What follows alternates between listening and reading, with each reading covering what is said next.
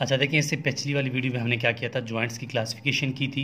और हमारी पार्ट 1 की वीडियो में क्या ख़त्म हुआ था, क्लासिफिकेशन ऑफ द सुचर में। सुचर्स को याद रखने के लिए मैंने आपको बताया था कि आपने एक ट्रिक याद रखना है। वो ट्रिक क्या था? वो ट्रिक था कि एस की पावर क्या थी, 2। एस की पावर 2 था, ठीक है, एस की power 2 and D P R, ठीक है। ये हमारा क्या था, फार्मूला था किसको याद रखने के लिए, सुचर की क्लासिफिकेशन को। अगर जिसने ये वीडियो नहीं देखी तो सबसे पहले उस पहले वाली वीडियो को देखो, ताकि आपको शुरू से ही क्लासिफिकेशन ऑफ जॉइंट्स का पता चल जाए। अच्छा, पहला जो है एस है, इसका मतलब क्या है, सीरेट, सीरेट सुचर, ठीक है, सीरेट सुचर। ये सीरेट सुचर जॉइंट्स होते हैं, ये कहाँ प्रेजेंट होते हैं, जिस तरह कि हमारा स्कल है एग्जांपल, ठीक है, ये हमारा स्कल है। हमने क्या करना है कि हमारे स्कल में जो यहाँ पर इस तरह के सुचर्स होते हैं ना, ये देखें, इस तरह के सुचर्स होते हैं, ये जॉइंट्स, इनको, इन्हीं का नाम क्या है, इन्हीं का नाम है सीरेट सुचर, ठीक है। और ये इसकी एग्जांपल क्या है, इसकी एग्जांपल सिर्फ अपने याद रखनी है कि सेजिटल सुचर्स होते हैं, ठीक है, सेजिटल सुचर्स, बस इतनी सी बात है। अब सेकंड स्टेप में आपने क्या देखना है कि इसकी जो सेकंड जो पार्ट है वो क्या है, 2 एस से हमने कहा शुरू हो रहा है ना, तो दूसरा एस का मतलब है वो है स्क्विमस सुचर, ठीक है,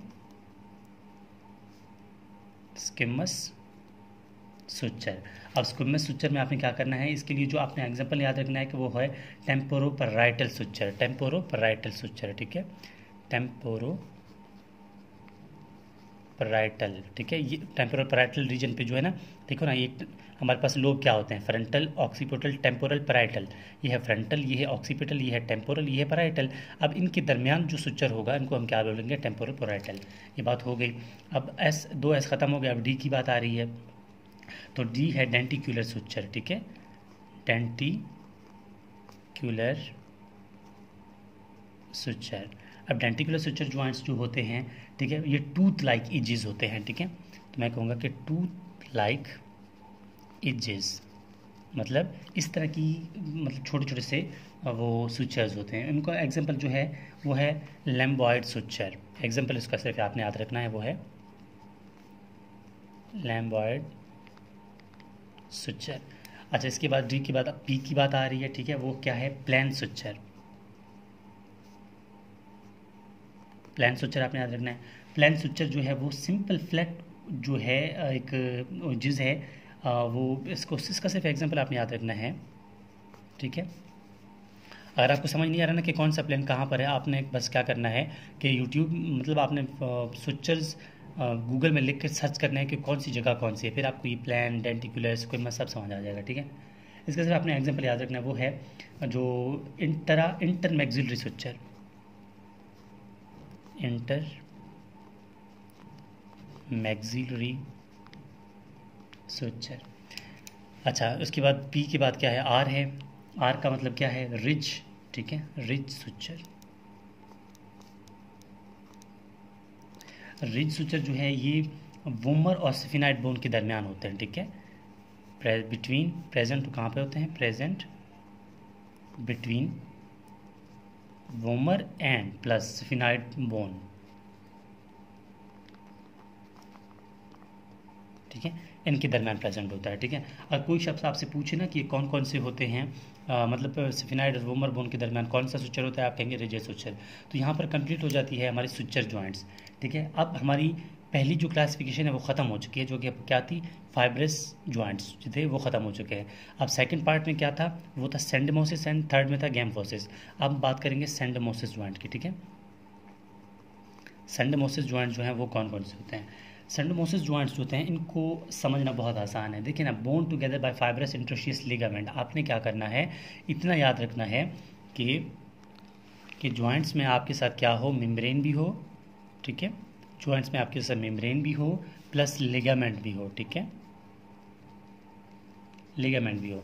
अब फिर ये जॉइंट जो बनता है इनको हम क्या बोलेंगे, सेंडमोसिस जॉइंट। ये प्रेजेंट कहाँ पे होते हैं, सेंडमोसिस जॉइंट जो है हमारे वर्टिब्रास जो होते हैं ना, वर्टिबल कॉलम आपने देखे होंगे ना, ये जॉइंट्स बन रहा है ना, इसका नाम क्या है, ये है सेंडमोसिस जॉइंट्स होते हैं, ठीक है। आपने अक्सर देखा होगा कि अगर इसी प्लेट में कोई प्रॉब्लम आ जाती है, इसी जो सेंडमोसिस यानी प्लेट्स में कोई इसी के कार्टिलेज और लिगामेंट कोई मसला आ जाता है, मेम्ब्रेन टूट जाती है, तो हम उसको कहेंगे कि सेंडमोसिस हो गया है, ठीक है, वहाँ एक बीमारी का नाम बन जाता है। अच्छा, इसके बाद बात आती है गैम्फोसिस की बात, नंबर 3, ठीक है। गैम्फोसिस जो है ये सिंपल बात है।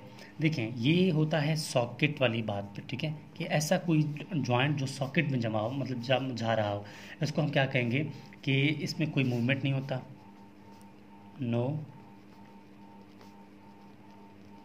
नो मूवमेंट, ठीक है। इसका जो मेन एग्जांपल होता है वो रूट ऑफ टीथ, ठीक है, जो हमारे टीथ्स होते हैं वहाँ पर होता है, ठीक है, ये कैम्फोसिस जॉइंट्स प्रेजेंट टीथ में होते हैं।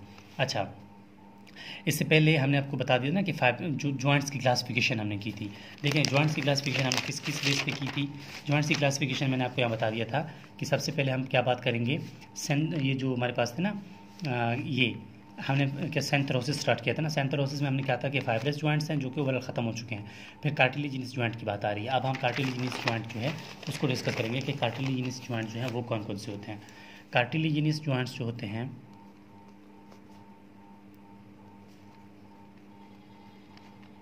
ठीक है, कार्टिलेजिनस नाम जो ऐसा होता है कि दो बोन, ठीक है, दो बोन जो हैं वो एक कार्टिलेज के साथ जुड़ जाएं, वजह से जुड़ जाएं।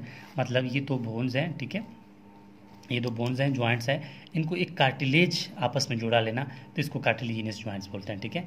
हम कहेंगे बोन्स हेल्ड बाय कार्टिलेज,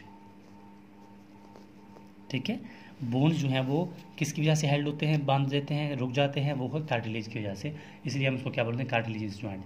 ये दो तरह के होते हैं, एक होता है प्राइमरी कार्टिलेजिनस जॉइंट, एक होता है सेकेंडरी, ठीक है। एक होता है प्राइमरी, दूसरा होता है सेकेंडरी। अब प्राइमरी और सेकेंडरी में फ़र्क सिर्फ इतना है कि जो प्राइमरी कार्टिलेज जॉइंट होता है उसमें जो कार्टिलेज होता है वो है हेलाइन कार्टिलेज, ठीक है, ठीक है। इसमें हेलाइन कार्टिलेज होता है, इसमें मूवमेंट नहीं होता, ठीक है, नो मूवमेंट नहीं होता। ये प्रेजेंट कहाँ होते हैं, ये प्रेजेंट होते हैं कहाँ पे, present emphasis of long bone, ठीक है, एपीफाइसिस ऑफ लॉन्ग बोन, जो कि लॉन्ग बोन्स होते हैं ना, बोन्स के पार्ट हमने आपको बताया था, present on epiphysis of long bone, ठीक है। जो बोन्स होते हैं हमारे पास लॉन्ग बोन्स, उनका एक पार्ट होता है ना एपीफाइसिस, वहाँ पर प्रेजेंट होते हैं, ठीक है। अब जो सेकेंडरी जॉइंट्स होते हैं हम उसको कहेंगे कि जो कार्टिलेज, जो हम ये कहेंगे कि इसमें थोड़ा सा मूवमेंट होता है, शॉर्ट मूवमेंट, ठीक है, थोड़ा सा मूवमेंट होता है इसमें। दूसरा हम ये कहेंगे कि जो ये सेकेंडरी जॉइंट्स होते हैं, ये प्यूबिक सिम्फेसिस इसका एग्जांपल है, ठीक है, प्यूबिक सिम्फेसिस जो जॉइंट्स बनता है थोड़ा वो बन जाता है, ठीक है। इसके अलावा मैंडिबुलर स्टर्नी, जो मैंडिबुलर स्टर्नी जो है, मैंडिबुलर बोन जो है, ठीक है, मैंडिबुलम, ये जो सॉरी मैं ये गलत बता रहा हूँ, स्टर्नम का जो मैनबरीम एरिया है ना, ठीक है, मैनबरीम ऑफ स्टर्नम, जो स्टर्नम है वहाँ पर थोड़ा मूवमेंट हो जाता है, ठीक है, स्टर्नम, ठीक है। उसके बाद देख लें तो यहाँ पर ये बात भी खत्म हो जाती है कि कार्टिलेजिनस जॉइंट्स कौन कौन से होते हैं, प्राइमरी और सेकेंडरी होते हैं। इसके बाद जो वीडियो आएगी वो होगी सनोवियल जॉइंट्स की क्लासिफिकेशन, जो कि बहुत इंपॉर्टेंट है, ठीक है। ये तो हमने ओवरऑल पढ़ लिया, लेकिन ये तो एक रिव्यू, मतलब अच्छा है, ये भी पढ़ लेना। आपके पास सवाल आ सकता है कि classification of the suture joints, वो आपने सिर्फ लिखने हैं। क्लासिफिकेशन ऑफ सनोवियल जॉइंट बहुत ज़्यादा आता है, आपने उस पर फोकस करना है, ठीक है। इसके बाद जो वीडियो होगी वो होगी क्लासिफिकेशन ऑफ सनोवियल जॉइंट्स।